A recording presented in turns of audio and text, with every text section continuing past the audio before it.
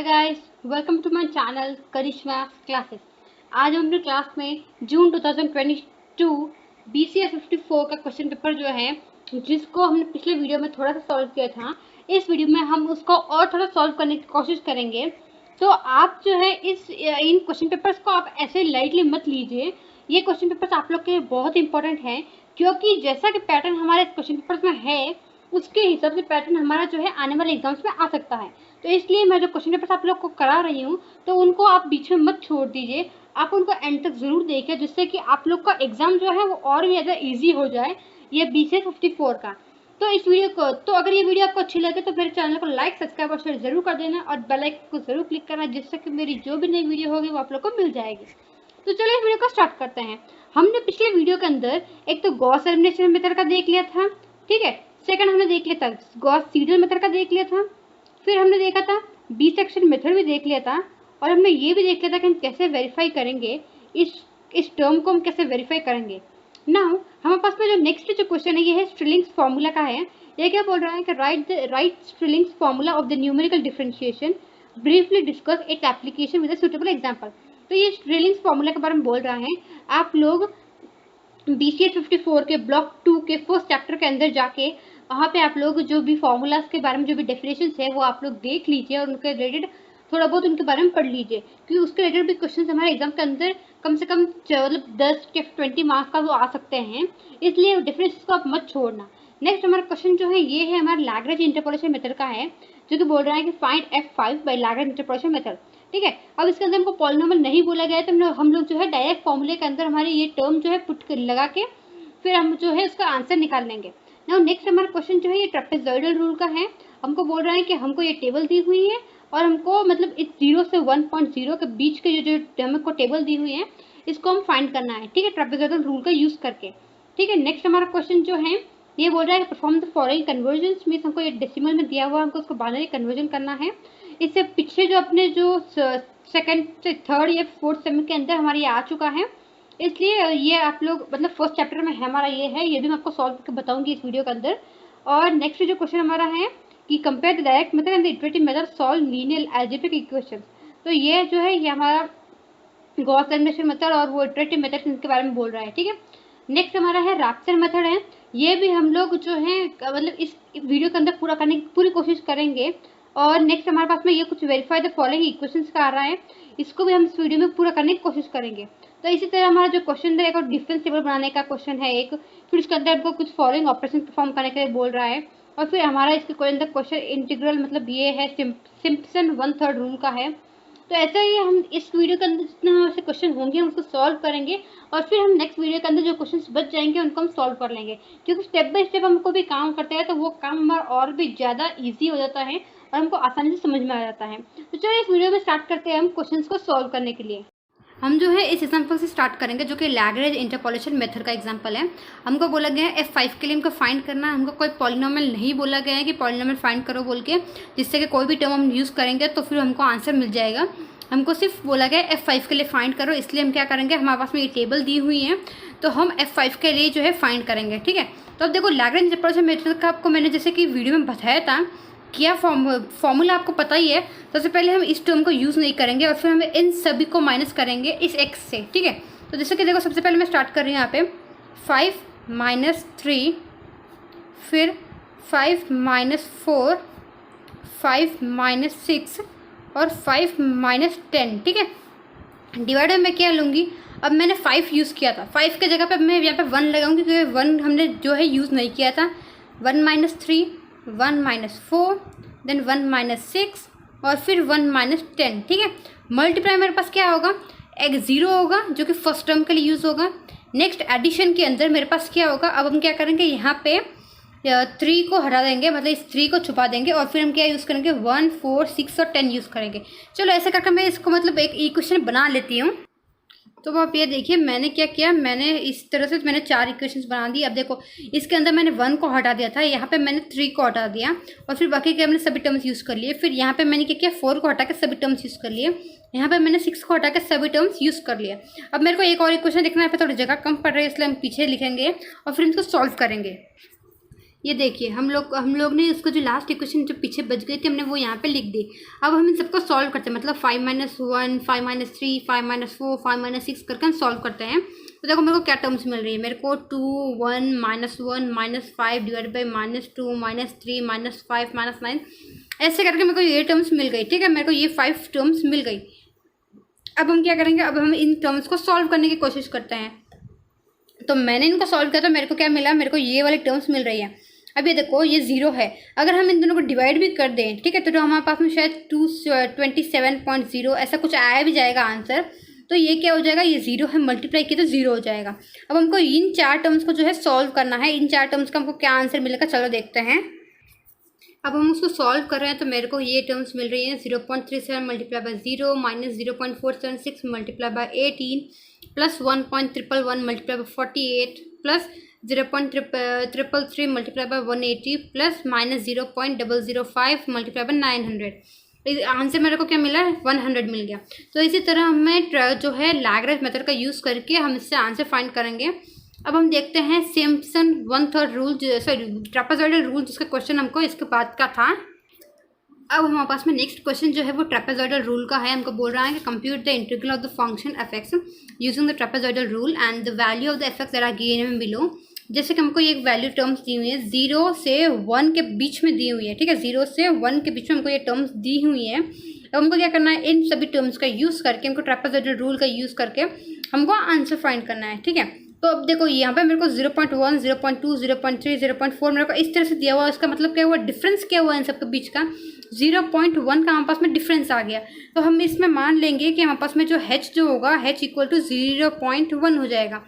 अब हमने फॉर्मूले में क्या देखा था, देखो यहीं पे पहले हम डिस्कस कर लेते हैं, फिर हम क्वेश्चन सॉल्व करेंगे। फॉर्मूले में हमने क्या देखा था कि हम बोले थे, हमने देखा था h डिवाइड बाई 2, ठीक है, मतलब 0.1 डिवाइड बाई 2 हो जाएगा। फिर हमने देखा था कि सबसे पहले हमको ये जो 0 फर्स्ट लेटर और ये 1.0 लास्ट, इन दोनों के मतलब इसके सीट में हमारे पास में क्या आंसर है, जैसे कि 1 प्लस 3.0 है, तो मैंने इन दोनों का ऐड कर दिया।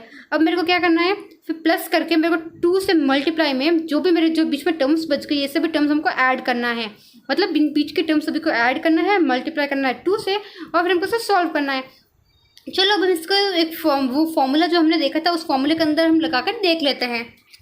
अब ये देखिए, मैंने जैसे कि भी आपको कहा था कि 0.1 डिवाइड बाई 2 होगा, फिर 1 प्लस 3.0 जो कि हमारे पास में ये 0 के लिए था और ये 1 के लिए था। इन दोनों को हमने सबसे पहले ऐड करना है, फिर हमको 2 से मल्टीप्लाई करना है, जो भी मिडिल की टर्म होगी वो सब। अब सबसे पहले मैं सबको ऐड करके देख लेता हूँ हमको क्या आंसर मिलेगा, फिर हम उसको 2 से मल्टीप्लाई करके हम इसको सॉल्यूशन निकालेंगे। तो आप ये देखिए, हम लोग को अब इसका आंसर निकालना है। तो सबसे पहले मैं क्या करूँगी, 0.1 डिवाइड बाई 2, फिर यहाँ पे मेरे पास 1 प्लस 3.0 है, प्लस 2 के मल्टीप्लाई में अब मेरे पास 18 हो जाएगा। जब हम इन सबको कैलकुलेट कर लेंगे तो अब हमको इन सबको मतलब इसको सबसे पहले हम सॉल्व कर लेते हैं, फिर हम इसको सॉल्व कर लेंगे। तो हमने अब इस सबको ऐड कर दिया तो मेरे को मिल रहा है 40 मिल गया। अब मैं जब इसको करूँगी तो मेरे को आंसर क्या मिलेगा, 2 मिल जाएगा। इसको मैं जब सॉल्व करूँगी तो इसका मतलब क्या होगा कि हमने ट्रेपेजॉइडल रूल का यूज़ करके हमने इसको जब आंसर निकाला था, हम लोग को क्या मिल रहा है, 2 आंसर इसका हमको मिल रहा है। ठीक है, तो इसी से हमारा ट्रेपेजॉइडल रूल कंप्लीट हो गया और दूसरा हमारा लैग्रेंज मेथड भी कंप्लीट हो गया। अब हम नेक्स्ट क्वेश्चन की तरफ जाते हैं। अब देखिए, अब हमारा नेक्स्ट क्वेश्चन क्या है कि बोल रहा है कि हमको -349 दिया हुआ है, जो कि डेसिमल में दिया हुआ हमको, मतलब यहाँ पे 10 का सिंबल है, मतलब हमारा डेसिमल हो गया। 2 का सिंबल होता तो हमारा बाइनरी हो जाता, अगर 8 का सिंबल होता तो ऑक्टल हो जाता। इस तरह से आपको ये ध्यान रखना होगा। 16 का सिंबल होता तो वो हेक्साडेसिमल हो जाता। तो टू द बाइनरी इक्विवेलेंट, मतलब कि हमको बोल रहा है कि हमको इसको जो है बाइनरी में कन्वर्ट करना है। आपने ये मतलब आपने ये जो लास्ट सेमेस्टर जो आपको पास करके निकले हैं उसमें आपने देखा होगा कि बाइनरी में आप कैसे कन्वर्ट करते हैं। हमको इनका एलसीएम निकालना होता है जिससे कि हमको बाइनरी मिल जाएगा। तो देखो मेरे पास माइनस का 349 है। सबसे पहले मैं माइनस को भूल जाती हूँ और 349 का मैं एलसीएम निकालूंगी। ठीक है, तो देखो मैंने 2 का यूज़ करके मैंने इसका एलसीएम निकाला है। हमको 2 का यूज़ करके इसका एलसीएम निकालना पड़ता है। तो मैंने देखो यहाँ पे एलसीएम निकाला। सबसे पहले मैंने यहाँ इसका निकाला तो मेरे को 1 बच के पीछे, इससे मतलब 2 को इससे हमने ट्राई किया तो हमको 0 मिल गया, कुछ भी नहीं बचा पीछे। 87 को हमने 2 में कितनी बार जाता है वो देखा तो हमने 1 बच के पीछे। ऐसे करके हमने जब इसको कैलकुलेट किया तो मेरे को ये टर्म्स मिल रही है, मतलब ये 1 0 1 1 1 0 1 0 1। हमको क्या करना है, हमको यहाँ पे नीचे से लेके ऊपर के साइड जाके हमको इसको लिख देना है एज इट इज़ जैसे मेरे हमको मिला है। जैसे कि अब देखो मेरे को -349 है जिसको हमको बाइनरी में कन्वर्ट करना है। मैं बोलूँगी 1 0 1 0 1 1 1 0 1। मेरे को ये बाइनरी में मिल गया, ठीक है। अब मेरे पास इसमें माइनस था, इसलिए मैं क्या करूँगी, मैं माइनस लगा लूँगी। तो ऐसे मेरे को क्या हुआ, मेरे को बाइनरी इक्विवेलेंट मिल गया मेरे को -349 के लिए। हमेशा ध्यान रखना कि हमको नीचे से ऊपर की तरफ लिखना है, लेकिन जब हम पॉइंट की टर्म्स फाइंड करते हैं तो पॉइंट के टर्म्स में ऊपर से नीचे तक जाते हैं। वो कैसे करेंगे वो हम इस क्वेश्चन में देखते हैं। अब मेरे पास सेकंड क्वेश्चन जो है ये है -0.3125 मेरा क्वेश्चन है। अब देखो 0.3125 जो है वो हम क्या करेंगे, हम सबसे पहले ये जो फ्रैक्शनल पार्ट हमारे पास में बचा हम इसको मल्टीप्लाई करेंगे 2 से। फ्रैक्शनल पार्ट कैसे कैलकुलेट कर रहे हैं आप ध्यान से देखना, ठीक है। मैं इसको 2 से मल्टीप्लाई करूँगी, मल्टीप्लाई बाय 2 करूँगी तो मेरे को इसका आंसर क्या मिलेगा 0.6250, ठीक है। मेरे को इसका आंसर 0.6250 कैसे मिला, यहाँ पे मेरे पास 0 है एक नंबर के बाद में, इसलिए मैं क्या कर रही हूँ कि यहाँ पे 0.6250 मेरे को मिल गया। अब हम क्या करेंगे, अब मेरे को इसमें क्या मिला, देखो जी इसके पीछे हमने कुछ भी नहीं बचा, मेरे पास 0 आ गया, ठीक है। अब नेक्स्ट जब हम अब इसको मल्टीप्लाई करते हैं 2 से, इसको मल्टीप्लाई किया हमें 2 से, तो हमको इसका आंसर क्या मिलेगा 12500। मेरे को ये आंसर मिल रहा है, इसको मैंने जब मल्टीप्लाई किया। अब आप ध्यान से देखिए 1 2 3 4 5। अब मैं क्या करूँगी कि मेरे पास यहाँ पे एक के बाद से फिर पॉइंट है और फिर हमारा नंबर स्टार्ट हो रहा है, इसलिए मैं यहाँ पे क्या करूँगी, यहाँ पे 1 पॉइंट लगा दूँगी 1.250। तो अब इसमें मेरे पास क्या बच गया 1। फिर हम वापस इसको कैलकुलेट करेंगे 2 से मल्टीप्लाई करेंगे तो मेरे को इसका आंसर मिल रहा है। अब अभी एक चीज़ का ध्यान रखिए कि हमको इसमें सिर्फ फ्रैक्शनल पार्ट जो है मल्टीप्लाई करना। मैं इसको 1 को ध्यान नहीं दूंगी, मैं इस 250 को जो है मल्टीप्लाई करूँगी। अब मैं इस 250 को जब 2 से मल्टीप्लाई करूँगी तो मेरे को इसका आंसर क्या मिलेगा 500 मिल रहा है, ठीक है। 500 मिल रहा है तो मैं यहाँ पे 0.0 यहाँ पे लगा लेती हूँ। तो मेरे को इसमें कुछ भी नहीं बचा, इसलिए मैं इसको बोल रही हूँ 0 है मेरे पास। अब लास्ट में मेरे को क्या बच गया कि अब इस 500 जो मेरे को मिला है इसको मैं 2 से मल्टीप्लाई करूँगी तो मेरे को मिलेगा 100 मिल जाएगा। 100 मिल गया तो मैंने क्या किया कि मैंने यहाँ पे 1 के बाद में पॉइंट लगा लिया, तो मेरे को इसको बच गया 1 बच गया। अब हम इसको कैसे लिखेंगे, तो हम इसको लिखेंगे ऊपर से नीचे में जाएंगे, हम इसको इस तरह से लिखेंगे जैसे कि मेरे पास -0.3125 है, तो इसका मेरे को आंसर क्या मिलेगा 0.0101 और फिर ये हो जाएगा हमारा माइनस का हो जाएगा। तो इसी तरह हमको अगर कोई भी फ्रैक्शनल पार्ट हो तो उसको हमें इसी तरह कैलकुलेट करना है। अब ध्यान से देखिए यहाँ पे देखो, यहाँ पे मेरे को टर्म में 6 मिला, यहाँ पे मेरे को 5 मिला, इसलिए मैंने यहाँ पे 0 लिया हूँ। अगर मेरे को यहाँ पे इसकी जगह पे मेरे को 1 मिल रहा था, जैसे कि यहाँ पे 1250 है, तो मैंने क्या किया 1 के बाद में पॉइंट लगा लिया। इस टर्म का आप भी ध्यान रखना, आप जब भी इस टाइप का क्वेश्चन सॉल्व करो तो मेरे को इसका आंसर मिल गया माइनस का 0.0101। तो इस तरह हमने बाइनरी इक्विवेलेंट भी फाइंड कर लिया। अब हम नेक्स्ट क्वेश्चन देखते हैं इस क्वेश्चन पेपर में से। मेरा नेक्स्ट क्वेश्चन क्या है, मेरे को बोल रहा है कि explain the Newton's Raphson method Raphson iterative method for finding the qth root of the positive number n। देखो इसमें एक ही क्वेश्चन के अंदर हमारे पास 2 क्वेश्चन है, आप ध्यान से देखिए। सबसे पहले हमको क्या बोल रहा है कि हमको एक्सप्लेन करना है कि कैसे क्यों अगर कोई भी हमको रूट दिया हुआ हो और हमको n नंबर के लिए रूट दिया हुआ हो तो हम उसको कैसे सॉल्व करेंगे बोल को। नेक्स्ट हमको बोल रहा है कि find the cube root of 10 correct to 3 decimal places and take the initial estimate as 2.0, ठीक है। सबसे पहले हम देखेंगे कि हम क्यूथ रूट के लिए हम कैसे फाइंड करते हैं। देखो सबसे पहले हम क्या बोलते हैं कि x से इक्वल टू n अपॉन का 1 डिवाइड बाई क्यू। जैसे कि हम अगर बोले कि 2 का क्यूब बोल रहे हैं हम, तो 2 अपॉन का 3, तो ये इस तरह का, ये या तो हम इसको ऐसे दर्शा सकते हैं या तो हम ऐसे कर सकते हैं कि यहाँ पे हम बोलते हैं x अपॉन का क्यूब माइनस n, मतलब कि -2। तो इस तरह से भी हम क्यूब रूट जो है उसको दर्शा सकते हैं। तो मैंने ये फिर ये हम बोल सकते हैं, ठीक है। अब हम इसको अगर मान रहे हैं तो हमने बोला कि इसको अगर मान रहे हैं तो हमने बोला कि इसका अगर हम डेरिवेटिव निकाल तो हमारा क्या हो जाएगा, ये क्यू सामने आ जाएगा, फिर x रह जाएगा और फिर ऊपर q-1 हो जाएगा। तो इस तरह से हमको आंसर मिल जाएगा और ये n जो का एक कंस्टेंट हो जाएगा और ये हट जाएगा, ठीक है। तो मेरे पास अब ये दोनों टर्म्स मिल गए, एक तो fx और दूसरा fx का मतलब ये डेरिवेटिव, ठीक है। तो मैंने इन दोनों को डिवाइड में ले लिया और फिर मैंने बाहर लिया xn ले लिया और फिर हमने इस तरह से एक इक्वेशन बना ली, मतलब कॉमन निकाल के वो सब करके हमने इसको इक्वेशन बना ली। अब हम क्या करते हैं, अब हम जो है 10 क्यूब रूट के लिए हम फाइंड कर लेते हैं। तो अब देखिए 10 का क्यूब रूट मतलब 10 का क्यूब हो गया, ठीक है। हम ऐसे बोल सकते हैं कि x का क्यूब माइनस 10 इक्वल टू 0, ठीक है। अब इसको हम बोल सकते हैं, तो ये हमारा हो गया fx हो गया। नेक्स्ट हम बोल रहे हैं कि f0x। अब देखो ये 10 तो हो गया, अगर 0 डेरिवेटिव निकालते हैं तो अभी x क्यूब है तो मेरे पास हो जाएगा 3x का स्क्वायर हो जाएगा, इसका क्यूब रूट अगर मैं निकाल रही हूँ तो। अब मैं क्या करूँगी, मैं फॉर्मूला बनाऊंगी। अब इसके अंदर मैं बोलूँगी xn minus x cube minus 10, फिर डिवाइड के अंदर मैं बोलूँगी 3x का स्क्वायर। अब मेरे को बोला है कि x इक्वल टू 2 से मेरे को स्टार्ट करना है और 3 इटरेशंस परफॉर्म करने हैं। तो अब मैं क्या करूँगी कि मैं यहाँ पे x इक्वल टू xn, जैसे कि यहाँ पे बोल देखो इसमें इटरेशन हमको नहीं बोला गया है, हमको इसमें क्यूब रूट निकालने को बोल रहा है। लेकिन इसमें एक चीज़ का ध्यान रखना कि हमको कब स्टॉप करना है, मतलब कि जब हमने सॉल्व करते करते हमको बार बार सेम टर्म्स आ रही है, मतलब 2 बार हमको सेम आंसर मिल गया, तो समझ लो हमारा वही स्मॉलेस्ट रूट हो जाएगा।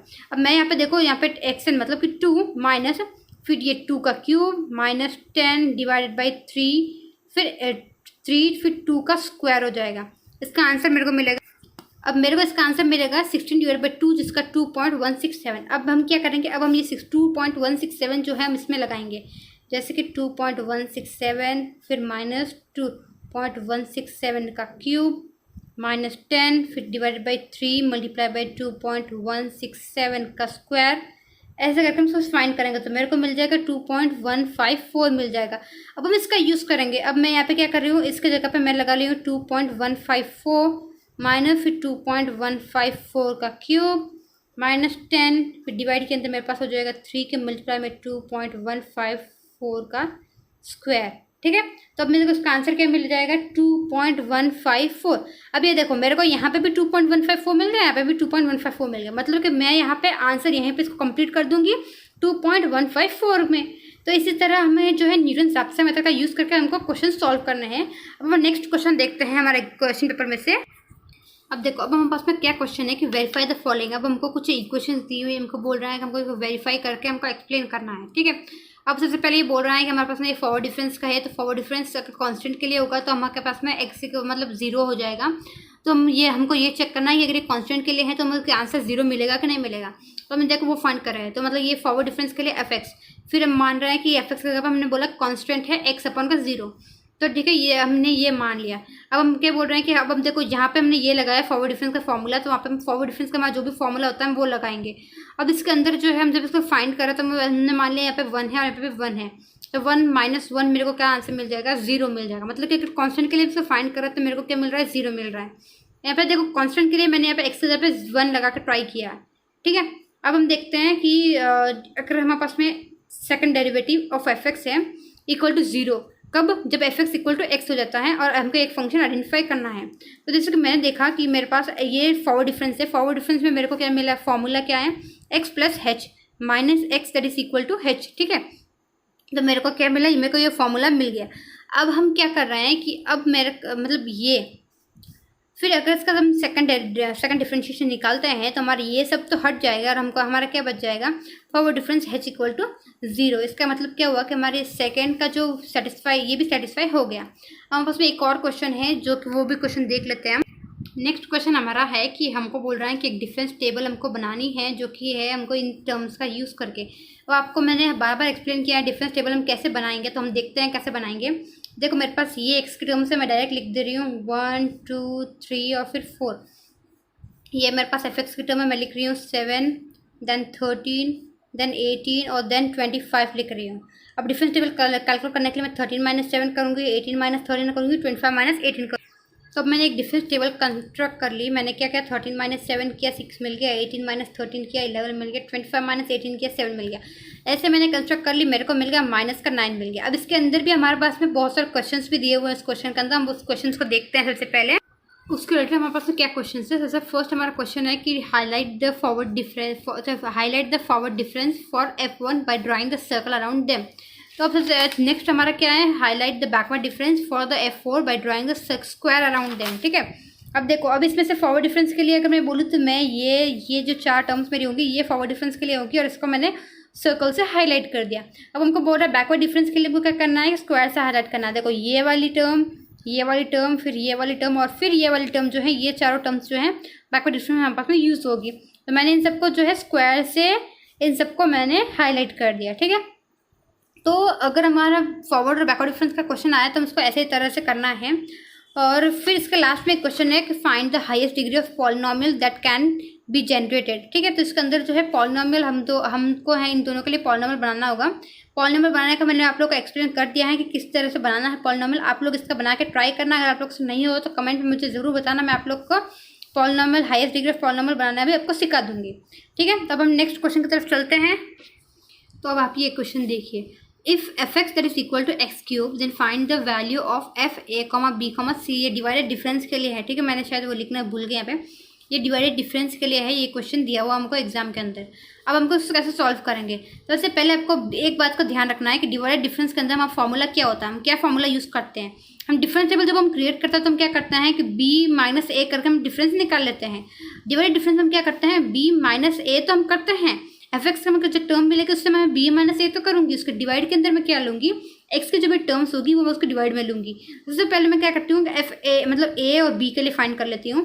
तो देखो एफ बी और एफ ए मतलब कि एफ एक्स वाला टर्म ये है, ये तो F B minus F A divide by ये जो हमारा एक्स की टर्म में जो हमारे होते हैं वो हम डिवाइड में देते हैं। तो हमने क्या मान लिया कि हमारे पास में एक्स का क्यूब है, एफ एक्स है, ठीक है। तो मैंने बोल दिया कि बी का क्यूब है और ये ए का क्यूब है, डिवाइड में कर दिया बी माइनस ए। मैंने फाइंड किया तो मेरे को मिल रहा है बी स्क्वायर प्लस बी ए प्लस ए का स्क्वायर। अब मैं क्या कर रही हूँ, इसी तरह मैं अगर एफ बी और सी के लिए मैं फाइंड करूँ, ठीक है, यहाँ पे मैं इसकी जगह पर यहाँ पे बी लगा लूँ, यहाँ पे ए की जगह पर सी लगा लूँ, तो मेरे को आंसर क्या मिल रहा है, b square plus b c plus c का स्क्वायर। अब हमें क्या करना है कि हमको ये दोनों मिल गए, अब हमें क्या करना है कि हमको एफ ए बी और सी तीनों के लिए फाइंड करना है। तो मैं इसको करूँगी एफ ए बी और सी तीनों के लिए फाइंड करूँगी। उसके लिए सबसे पहले हम क्या करेंगे कि हम इन दोनों को क्या लेंगे, डिवाइड में लेंगे, माइनस में लेंगे, ठीक है। अब हम क्या करेंगे कि अब हम बोलेंगे कि ये जो बी सी है इसको माइनस कर दो ए बी से। अब ये हमारा देखो ये क्या फॉर्मूला चल रहा है, हमारा ये फॉर्मूला चल रहा है कि हम हम एक मान लेते हैं कि हमारे पास में ए बी और सी जो तीन हमको टर्म्स दी हुई हैं वो टर्म दी हुई है हमको एक क्वेश्चन के अंदर, ठीक है। उसके अंदर हमको बोला गया है कि हमको ए बी और सी का जो है इसके लिए हमको फाइंड करना है। तो हमने उसके लिए क्या करते हैं, तो उसके लिए हम क्या करेंगे, सबसे पहले दो एफ एक्स की टर्म को माइनस करेंगे, फिर डिवाइड में लेंगे दो एक्स की टर्म को उससे रिलेटेड माइनस करेंगे। ऐसे ही करते करते हम आगे आगे चलते जाते हैं जहाँ पे हम अलग अलग टर्म्स का यूज़ करते हैं, ठीक है। तो अब हम वही यहाँ पे यूज़ कर रहे हैं F B minus B comma C minus F ए कॉमा बी, ठीक है। डिवाइड मैंने लिया सी और ए ले लिया, मतलब कि अब हमने देखो एक बार तो हमने एफ बी और एफ सी के लिए मैंने फाइंड कर लिया, फिर हम क्या करते हैं, हम सी और ए के लिए फाइंड करते हैं, और एफ बी और एफ सी जो हमारी जो टर्म्स मिल गई वो दो टर्म्स हम यूज़ करते हैं। तो हम वही कर रहे हैं। तो मैं क्या कर रही हूँ कि मेरे को इन दोनों टर्म से जो आंसर मिल गया वो आंसर मैंने यहाँ पे ले लिया और माइनस में ले लिया, फिर हमने डिवाइड में लिया सी को माइनस ए ले लिया, ठीक है। अब मैं इसको जब सॉल्व कर रही हूँ तो मेरे को मिल रहा है सी माइनस ए और सी प्लस ए प्लस बी मिल रहा है, डिवाइड में सी माइनस ए मिल रहा है। अब मैं इसको और सॉल्व करूँगी तो मेरे को ए प्लस बी प्लस सी मिल जाएगा और इसी के साथ में हमारा ये क्वेश्चन कंप्लीट हो जाएगा। अब इसके देखो ये हमारा क्वेश्चन हो गया, इसके बाद में मेरे 3-4 क्वेश्चंस और हैं, तो वो क्वेश्चंस जो है मैं आपको नेक्स्ट वीडियो में कंप्लीट करा लूँगी। इस वीडियो कुछ ज़्यादा लंबा होता जा रहा है, तो जैसे आप थोड़ा थोड़ा कंप्लीट करते हैं ना तो आप लोग को जो है कोई भी टर्म एकदम आसानी से समझ में आ जाती है, कोई भी प्रॉब्लम आसानी से समझ में आ जाता है। तो इसी के साथ मैं आज का वीडियो कंप्लीट करती हूँ। तो अगर मेरी आपकी वीडियो अच्छी लगे तो चैनल को लाइक सब्सक्राइब और शेयर ज़रूर कर देना और बेल आइकन को ज़रूर क्लिक करना, जिससे कि मेरी जो भी नई वीडियो होगी वो आप लोग को मिल जाएगी। Thank you for watching my video.